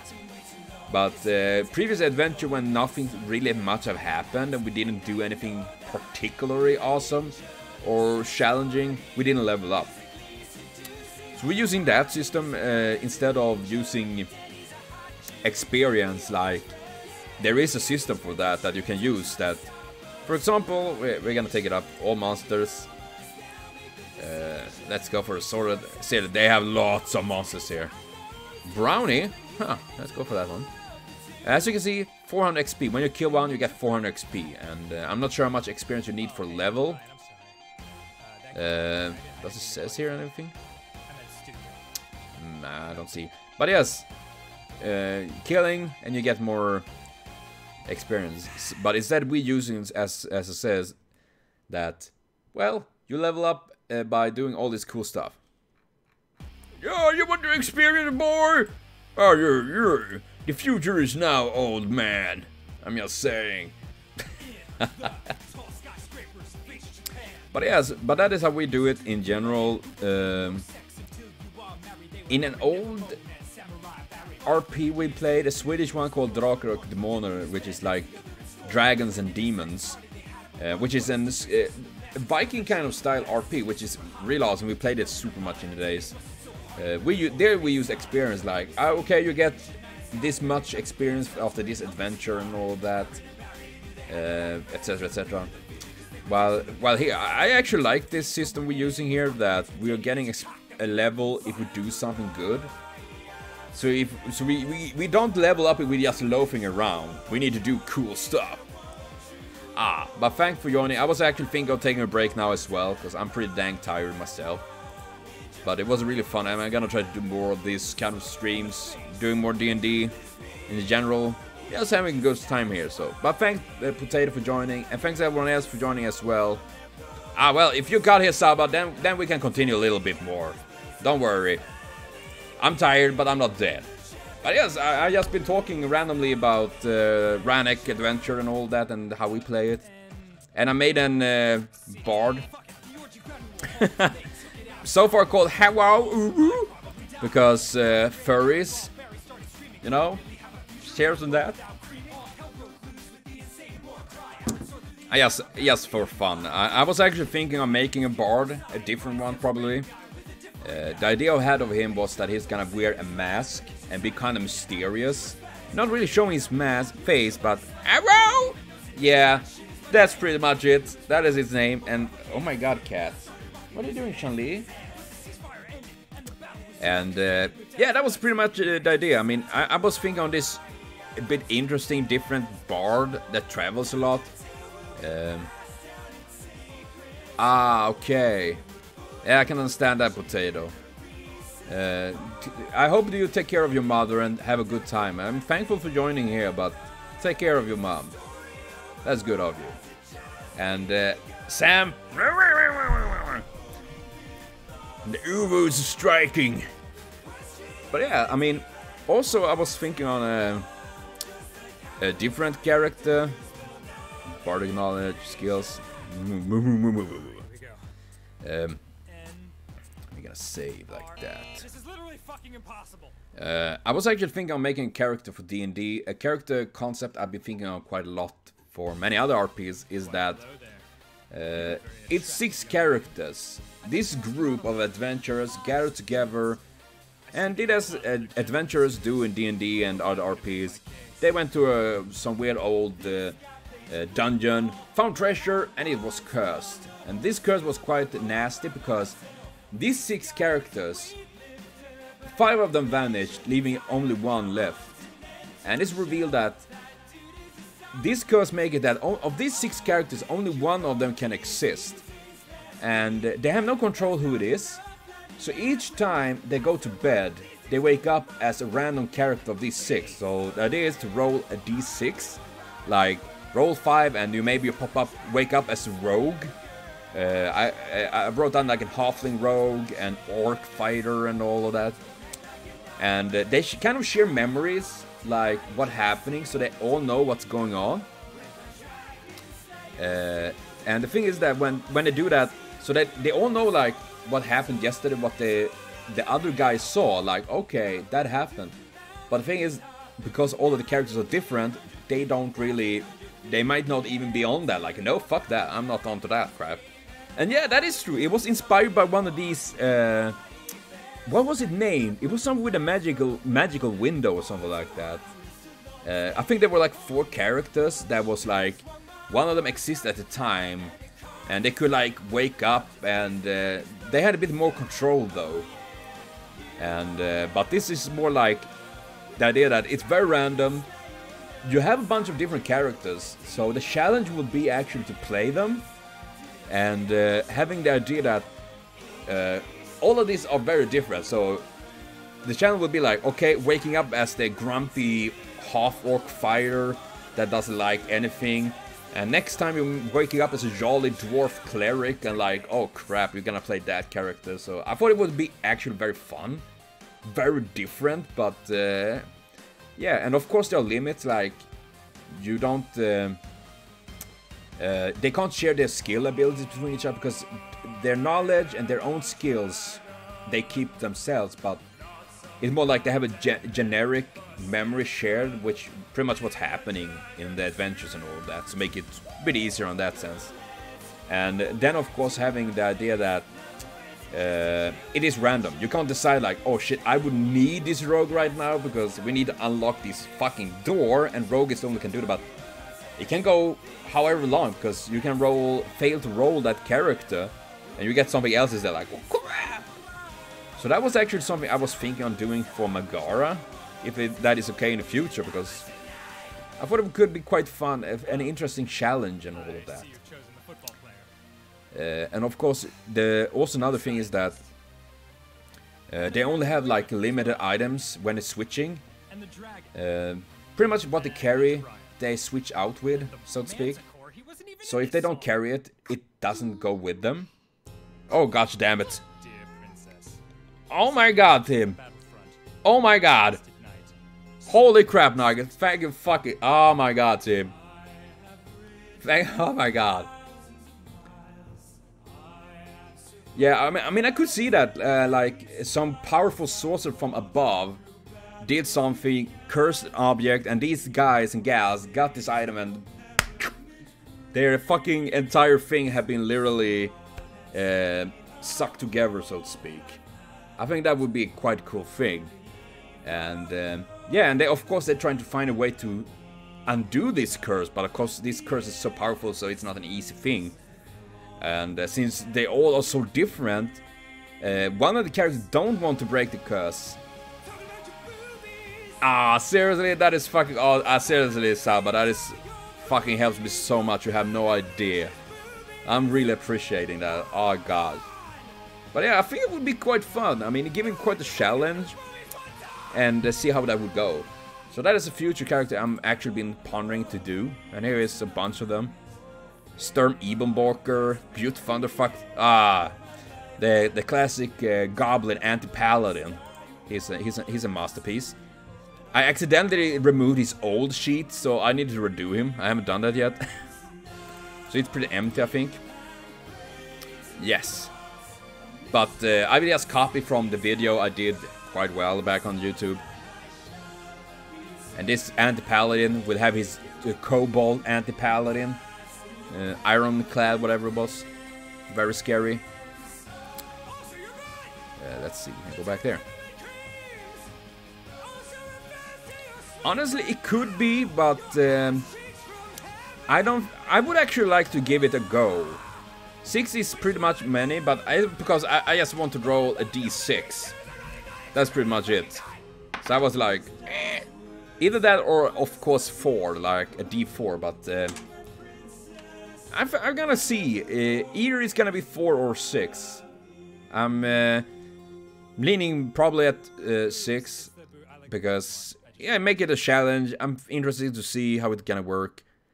At possible I make it just 4 to make it a bit easier to handle, of course, because it's still quite a lot of characters to deal with. I need to make separate character sheets and all of that for them. So still quite a lot, but I think it could be quite fun.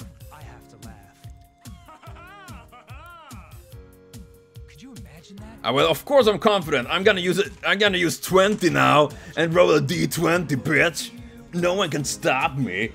I'm gonna have 20 characters like, oh fuck yeah, here's Torback the 15. Maybe not. That may be an overkill. But yeah, I think that is something I've been thinking on and thought could be quite interesting. To have this little mix and mixture of these different characters and all of that. And gunsling. I need to make a gunsling at some point. For a renegade feud, battle sounds different than it does for typical fighter. The clash of steel and the sizzle of spell energy are drowned out by the thunderous rhythm of gunfire, the pounding beat of the gunslinger. Sweet baby rappers. But yeah, I mean, I'm still very confused about this system at times with grit and all of that. It's very complicated, as we have been discussing, me and Saba and all of that. Still, I like the idea of them. Running around with firearms is fucking badass. And of course, for those that do wonder, Saba is the DM and a close friend of mine that we're doing this adventure with Ranek and gang. So this is my boy Ranek. He took quite a lot of damage from that basilisk last time. It was exciting. I mean, oh gosh, he's a vicious master at this rate. Oh shit. Trollbaronens halsband, Vitaka, tundrans klor. That is not where lizard folk speak. That is Swedish. Then again, it's pretty close to lizard speak in this case. Commune. Oh gosh, mind link. That's some pretty neat spells. Ah, titta, här är even written in Swedish. Högre är så kraftfull med breda axlar och maffiamuskler. Oh god, that sounds bad when I read it like that. That's probably the worst thing when I'm speaking so much English and then suddenly I'm gonna speak or write Swedish. I'm like, my brain can't really comprehend what I'm actually saying. turning to Swinglish. Yeah, that is his biggest flaw, and which I think fits. I mean, that he's not OP in all regards. That in combat he's a monster, but when it comes to political game and things like that, he's not very good. He do have good. I mean, he have 14 charisma, so he have a natural charisma, but it can only take him that far. Then we have Namakitu, Gorillan as we call him, Kenny. His Kitsune that is very political driven. And you know, so I explained for Kenny that I got this Mind Link magic. Mind Link magic is that Rannick can share everything he had in his mind. Things he have seen and like dreams and visions. By putting his hand on someone else, pretty much, he can share this directly into their brain without needing to explain it. So they literally get to see exactly the same thing Rannick have seen. And the first thing Kenny was like, "What? That is perfect to create a religion now, because now we can use that to say that is from the higher power." And the West wanes down in Africa. I think you just cursed the entire song, Sam. Now it's gonna rain little kittens and furries all day, like. I'm pretty sure it's gonna be like that.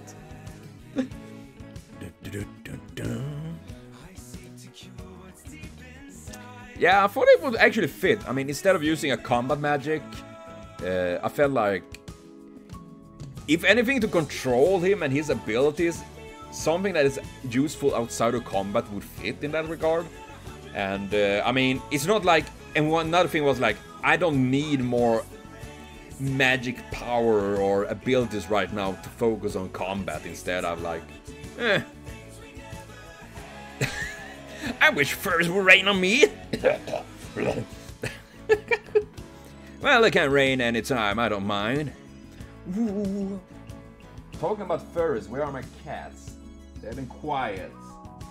Aww. They're both in the kitchen sleeping. But yeah, I mean seriously, considering he have like now 4 fucking attacks in 1 round, he's already fucking super strong. And yeah, I mean, I don't need so much right now when it comes to combat, so. And I already have like Snowball, the Face of the Devourer, and a large person.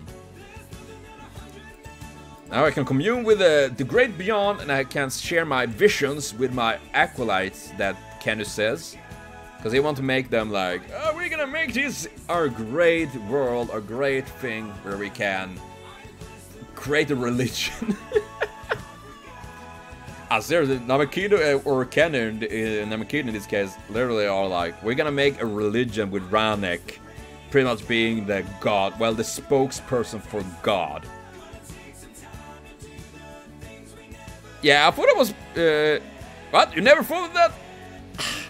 Actually, I didn't do that at the beginning either, but instead of scrolling and finding, I'm just like, boop. And there we go. I mean, instead of, you know, scrolling through, this is way easier. I mean... Oh man, I realized he would actually done more damage with his attacks when he's a large person. Not only with the... yeah, this is... with only his own strength and rage. I mean, one day we need to like get all strength and damage buffs and all of that, and just buff Rannick with every possible thing, and see how much we can crank up his strength and how much damage he can do. It would just be fun to see like how much raw damage he would be able to make in 1 round with 4 attacks. It would actually be quite fun. Probably not for those that are the victim of it, but possible other ways.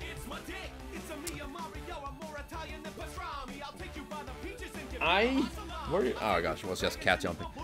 I can't move my head because I have a Rhineck Nackspell quite a bit, so I'm very... Ooh, size. Diminutive, the bird exists. Ooh, that is nice. Oh yeah, Don't say that to Kenny though, because then he gonna use Namakid to manipulate Elvin to do that. But yeah, Elvin is a mysterious boy. Elvin is like a young guy that Rannoch recruited to Dragonstorm, the clan he created, and unlike most gangs in the district, he wanted to create a clan that's built on friendship and family rather than like fear and power and all of that, because the district is quite miserable, so he wanted to lift up and make it like a nice place to be. And he succeeded quite well, actually. I'm spitting everywhere, but excuse me for that. It's the fur inside me that make me spit, Sam. I'm terribly sorry. Leather armor. I mean, seriously, I think it's kind of crazy that he still have such a high AC as well, armor class. Troll Baron and Tailspin. I think it's nice though that Rannoch in the end got some nice spells, well, magic items as well. He pretty much ran around for quite a long time without any kind of magic items because he didn't realize he was carrying magic items. Yeah, the dragon scales will just increase. That is the thing with I love with Blood Rager. Who's it gonna be, princess? Who's gonna be princess? Toad. Toad? Well, his whole body's shaped like a dick. Yeah, that makes sense. Yeah, definitely. Draconic. I mean, that is why I love sorcerers. I mean, they're getting this weird magical blood from different creatures. Like this, in this case, a dragon. Rannoch have dragon blood in it, and right now he's level 5, but at level 8 he can breathe weapons. In this case, ice, like a cone of ice, like. And this is pretty crazy because this breath weapon deals 1d6 points of damage for every of your energy type per Blood Rager level. So at level 8 you do 8 d6s? That's quite a lot. Even if they can do a reflex save. So I think that's pretty neat actually. And then Dragon Wings. Dragon Form and Power of the Worm at level 20. Are we gonna do like we're limited at... Yeah, in AoE, that is sick, man. I mean, literally... I mean, I just imagine a level 20 d6... Fuck everyone! And... does that count as an... Wait, I'm gonna check. Does it count as a natural attack in this case? I'm just wondering if I can combine that with like using my claws, bite, tail, and then finish it off with a nice breath. Probably don't need that because Rannoch is already quite crazy scary, but you know. At level 16, when entering Blood Rager, you can shoot take form of a dragon type. I mean, that is pretty sick. You got medium chromatic or metallic dragon. You gain 4 size bonus strength, constitution, 4 natural bonus armor. I mean, holy crap. Okay, it is a special action. Okay. Well, it's good. Still, that if it hits a bunch of people, it do way more damage than he ever could do normally, anyways. Just imagine using a cone attack like that in a tight space, like on a bunch of people, like. Ice statues afterwards. He's like the Ice Dragon Slayer, you know, like Fairy Tail. Though the funny thing is that the breath attack in this form, in form of the dragon, is weaker than the one that you use in normally. Because this is 1d6 per level, so at max you can do 20 d6, and in dragon form. You can only do one that do 8d8 damage. Which is quite a lot of insane damage, but... you know. I'm just saying. It reminds me... My first sorcerer... What the fuck was his name? Crowley was his name. I made a sorcerer. I think it was my first serious D&D character, I think. I think you were the... Yeah, you were the Dungeon Master as well, Tim. And this guy, he had like draconic blood, as he had a mixed bloodline, so he had draconic and undead. So his final form was like an undead skeleton dragon, which was pretty badass.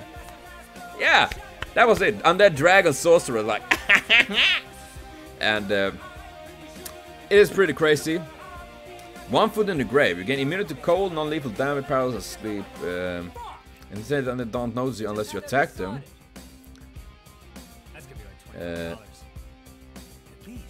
Blood Rage.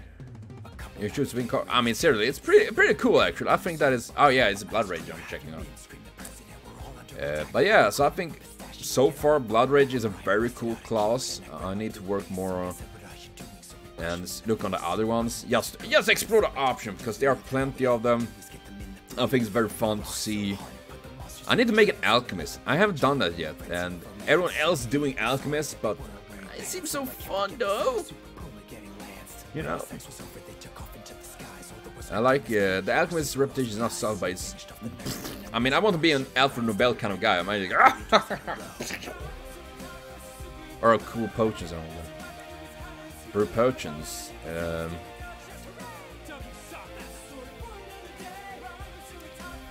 Oh really? Work on more characters for your part of that is pretty fun. What kind of characters are you making, Saba? I know you made Brain Freeze. Oh, fuck. I remember you doing that. Kenny was doing Gunslinger trio there, and you were doing a shifter, like a druid, not a druid, but some sort of shifter. That was what you're doing. The guy that was like something connected with the moon thing and all, with the cults and all. That thing is pretty, because I'm doing an as well in Megara, because Megara is this enormous city, so big as it's literally in the size of a country, pretty much. At least what they know. And then it's not only that it's very big in wide, but it also rising way up to the sky. And the higher up you are, the more powerful, richer, and more handsome you are, probably. Maybe not, but... And pretty much, our character is in the very bottom. Like Ranek and Namakitu and all of that. Ah, sweet! A Shaman, Anti-Paladin, and a Blood Ray. Oh, gosh, dang, you're doing quite a lot there. Anti-Paladins are quite interesting class, actually. Literally, they are Paladins, but opposites, evil instead of lawful. And Shamans, cool. I like that. Let's see, Shamans. They're also one of these hybrid classes. Oracle and Witch. Pretty much, I mean, I'm thinking Shaman King, you know? Like, taking the help of the spirits to use whatever we can. But yes, this district I'm working on is called the Waterwork. Real name is Portos, of one of the owners. But it called the Waterwork because it had this big ass factory and cleaning station where they're pumping up water from underground and using it to sell it to other districts, to upper districts, and in general. And it's a bit better than the district Ranek and Namakitu is in. That is a district Andra is pretty bad. Even if they have done quite a lot now and trying to bring it up. But the district Waterwork is pretty interesting because they're having a bit higher standard, but also incredible poor areas because they have a very big swamp area in this district, so to speak. So it's gonna be interesting because it's a very different district, and that's the fun with Megara, in my opinion, is that it's so big that all of these different districts are so different from each other that the further you get from one district to another, the more the things changes, even if they generally are very poor down in the bottom, of course. It's still quite interesting. Horizons. Shaman can prepare a number of horizons. Levels each day noted there. This spell costs like any other spell, but are not expanded when cast. Maybe used again. That's pretty cool.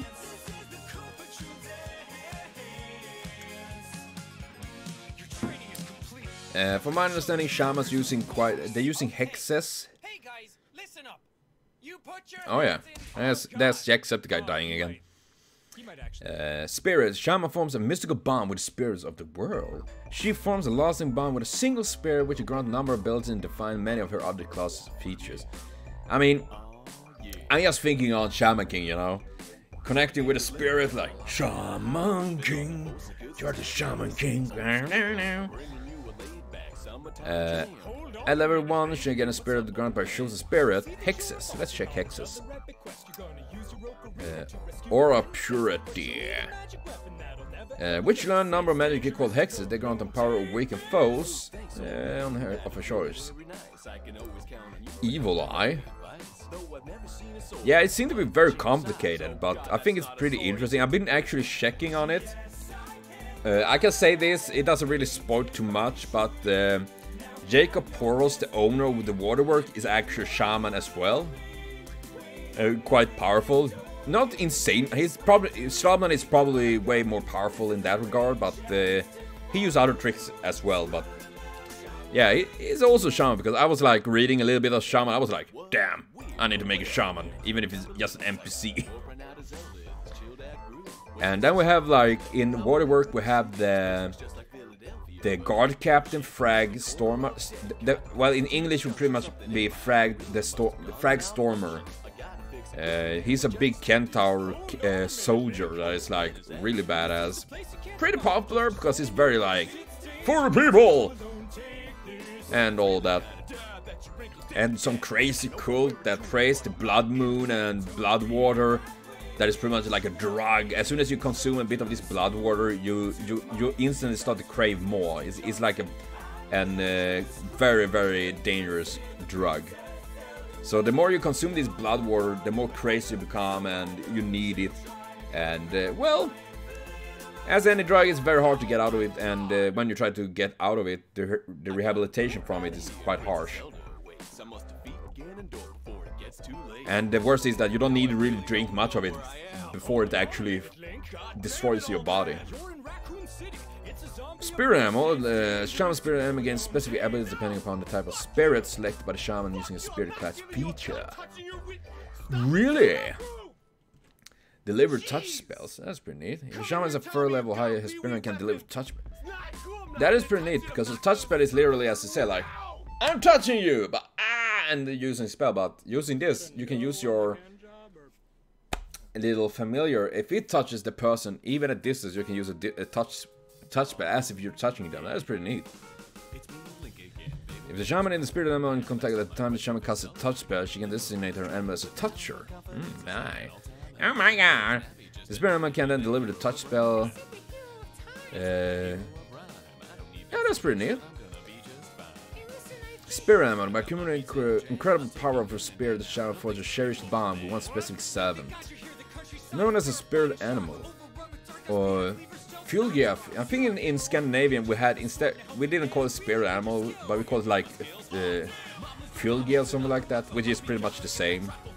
So it is kind of interesting. It existed in the old Scandinavian, Old Norse. We are shamans, and our what you call it? With I know Vikings and shamans and crap that like that. Pretty cool. I love history. It's pretty neat. Just showing that we humans can be, we are quite fucky, that's for sure. This ability uses the same rules as Wizard's Arcane Bound class feature and is treated as a familiar expected as noted below. What kind of familiars exist? I'm curious to check that out. The Fat Goblin. Are they talking about me again? Crap. Here we have. What? LanokirX. Holy crap. Okay, I know what it is for just the size and the form of this. The creature is roughly the size of a raven, with broad wings and a long tail compared to its body length. LanokirX. Seriously, that is probably one familiar I would never get, because fuck that name. I'd call it Archie. Armadillo. A butterfly? What? This great winged insect is a riot of colors that glide through the air like a flittering dream. crap. I mean, I have one of my younger brothers, Kevin. He have actually a phobia for butterflies. He really hates butterflies and moths and all of that. You can have a chicken. Tim, you need to get a chicken animal spirit. I'm just saying. If you do that, you get 2 extra levels for free. This fowl has a compact body, short beak, flanked by red wattles and a crimson comb on the crown of its head. Crap nuggets. Cat, cock. Oh my god, you can have cockroach. Comsugnods, I know. They're cool. Chicken! It reminds me, Robin, my brother, showed me a few days ago a video on Math Mercer and the gang where they were playing Divinity Original 2, I think it's called. Like an RP game. It was really fun to see, and there's this guy speaking with a very Scottish accent, and he finding this chicken and take it as his pet. And I'm gonna get here, Shanli. And there's Shanli. Chris, man. Place is hot. Oh. I'm gonna say hello to everyone. Hello. Yeah, you don't like to be lifted like that. Yeah.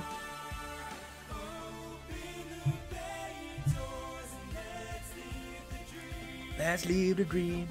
I mean, then again, if you can have a dinosaur, a doo-doo, oh, not a doo-doo, creeper ivy, king crab, dolphin, donkey rat, fire salmon. Is that like Natsu? You get as Natsu. Summon a mini Natsu like, wah!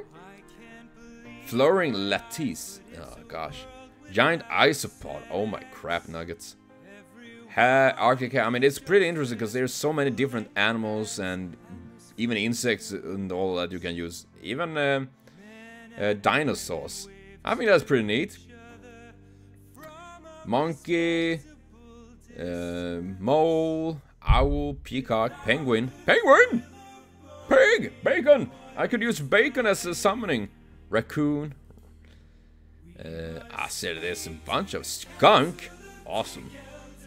And of course, you have this special bond, and you get, as you see, a master gains a special ability depending on the pet. So you can really pick out, like, either for what I want this, so it boosts my, like, an iron word, so you get a bonus armor. I don't even know what that is. What is that? This string creature appears as a floating small gemstone surrounding a large stone. That is actually awesome as hell. Fucking rad, man. That is neat. I would love that. But yeah, it's pretty interesting with the spirit animals and all of that. Spirit magic, shaman can spontaneously cast a limited number of spells per day beyond those she prepared ahead of time. She has 1 spell slot per day of each shaman spell she can cast, not include horizons. She can use a spell from the list of spells granted by her spirit. Yeah. Wait on. My cat is eating draconic resilience. Yeah, this is a bunch of hexes that I can learn, which is pretty interesting. Healing? What? The shaman soothes the wounds of those that she touches. This action is using a shaman cast. Once the creature has benefited from the healing, it cannot benefit. Oh, that's pretty nice. A shaman that can heal. That's pretty nice. Vampire hunter is. That's never wrong, I say. But yeah, when it comes to favorite races in this game, in DnD, well, I guess Tiefling is always a favorite. Even if I never played one, actually. I made some characters, but never played it. Because the designs, you know, and seeing so many fan arts on them on internet, it's kind of like, I like them. I do hope one day, though, that one day we will see more lizard folk. Then again, it's probably a very small cliche group of people that really likes the lizard folk. Triaxian, what is that? Dominant race on the world, the elves and other mammalian humanoids. Triaxians have developed certain adaptation to the environment. Yaha, so they are literally aliens. How about that?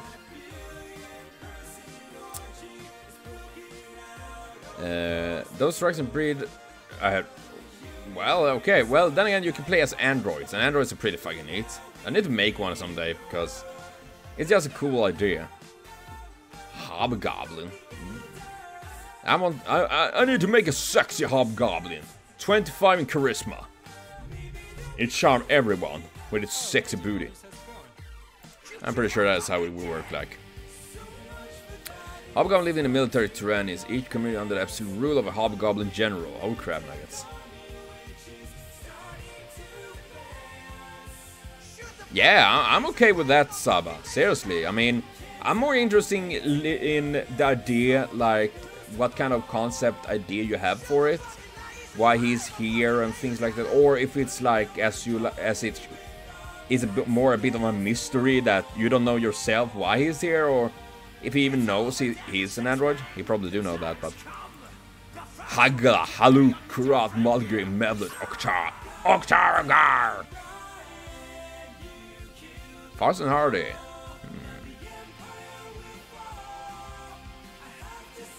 Dark Visions.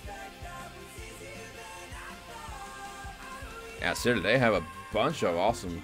I need to make a Hobgoblin one day. I mean, I was suspecting they would get minus intelligence, but fuck no, they don't. Slayblood fused the Hobgoblin's war machine. Pete Boss extract the last breath of life from their shard with literal touch of the lash. But they seem to be a not very nice bunch, these Hobgoblins, man. No wonder they are very, very disliked. And Sylph is kind of interesting. Sylph, Ifrit, I think it's Ored and Undine are like element planes, you know. Undine is water, Ifrit fire, Sylph wind, and Ored earth. They're pretty much what they have been touched by. In long history back in the days, these people, you know, a human probably fucked the water spirit and ending up with 3 generations with you, which I think is pretty neat. Durger. I'm actually not as a playable character, but I want they're gonna make a Drider. I mean, they are literally drows that are like, you know, upper body. Oh yeah, looking hot. The lower torso, though, is of a big-ass spider. Like, what? That's pretty... a little, like a kentaur, but instead of a horse body, it's a spider body. Kind of creepy, but kind of cool as well. I mean, there's... I know, I mean... Ooh, other races. What do we have there? More races, subpages. There was nothing more there. I thought it was more... secret races I haven't seen yet. What do you say, Shanli? Go and fly. Crumbling mountain. It reminds me way back. I think I don't remember who it was in our group, our P friends and all that, where they made like a band of like 2 orcs and like metal band traveling around and like bars and playing heavy metal music and things like that. I think that is pretty impressive. What are you doing, Charlie?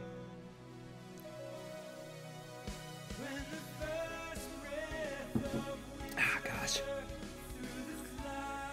Gilman is, if I don't remember wrong, it's Gilman descended from humans.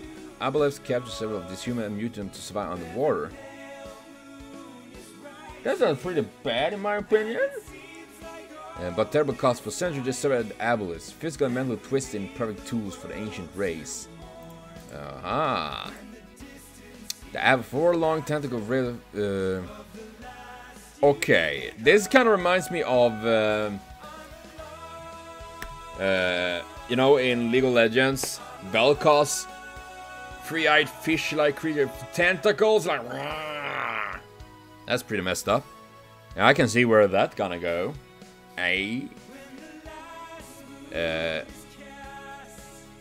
They seem to be quite dangerous. Fuck me, they're pretty sure. They're pretty smart. Mucus cloud? Ooh, crap. Blech. That looks nasty. Gilman are vigorous and beautiful, but they're dominated by the Aboleth and made them weak-willed. They gain constitution charisma, but minus wisdom. Gilmans are humanoid with aquatic subtypes.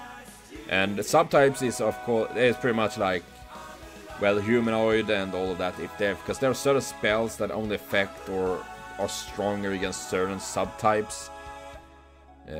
Not that I've really been bothered too much by that yet. Gillmen have base speed of 30 feet on land. As aquatic creatures, they also swim with speed 30 and can move with water without making swim shakes.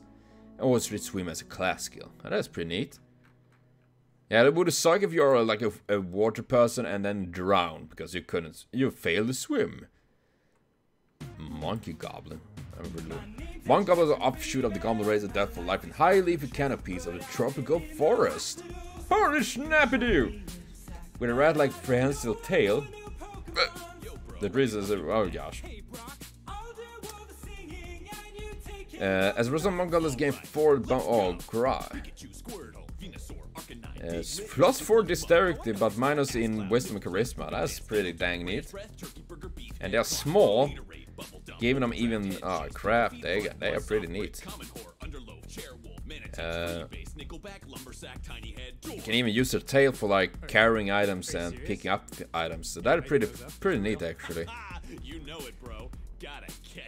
That's what I like with this Dungeons and Dragons and RPs in general, to see like how they work out, and of course seeing more what people create from this. We have so many races and characters, concepts and all that, but in the end it's all up to you that create the character, what kind of character you want to make out of it. Hello? Yeah, I mean, for example, Ranek, he is an as mentioned, he was not original to be like he is right now. He was original to be like a very quiet, mellow, serious kind of guy. Now he's a weird mess. And he's very happy. He's very happy boy. But you know, it would be quite cool though if you can build and put a cannon on his arm like I'm a Mega Man. Future project for Ranek, I must say. Paladins, anti-paladins, yeah, we can check that one. Since the good thunderfuck is one. Although it's a rare occurrence, paladins do sometimes stray from the path of righteousness. Most of these wayward holy warriors seek out the redemption and forgiveness for their misdeeds, regaining their power through piety, charity, and powerful magic. Yet the others, the dark and disturbed few, who turn actively evil, caught in the dark powers they once railed against in order to take vengeance on the former brothers. Brothers! I think it's pretty neat. And then of course as Orca, which I also like, is that there are archetypes and alternate classes. Ah, they are that? You know what? I'm gonna make a paladin that's gonna be... you know what would be awesome? If you make an anti-paladin and I make a paladin, and they're like former lovers, now they fought together and now they need to stand against each other. One dark and one light, and they will ever clash against each other. I just like the idea of that. Sounds badass as fuck, you know?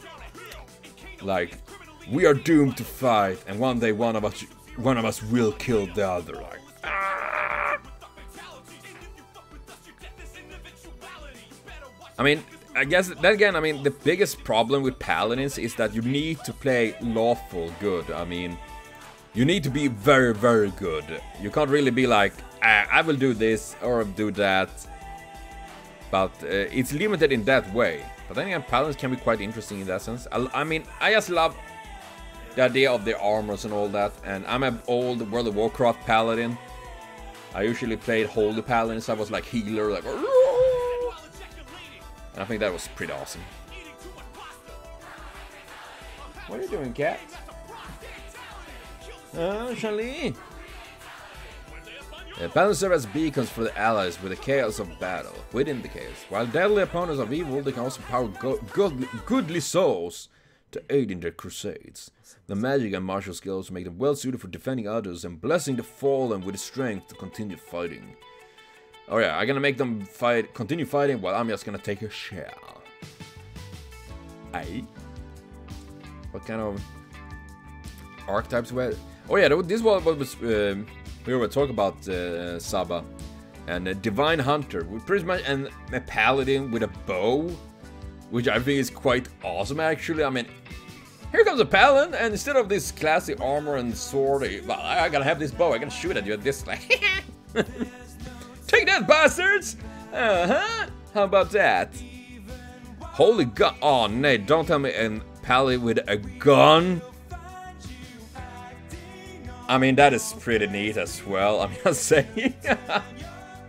Holy guns! It's like fucking something like Constantine, like. I can see that as a thing.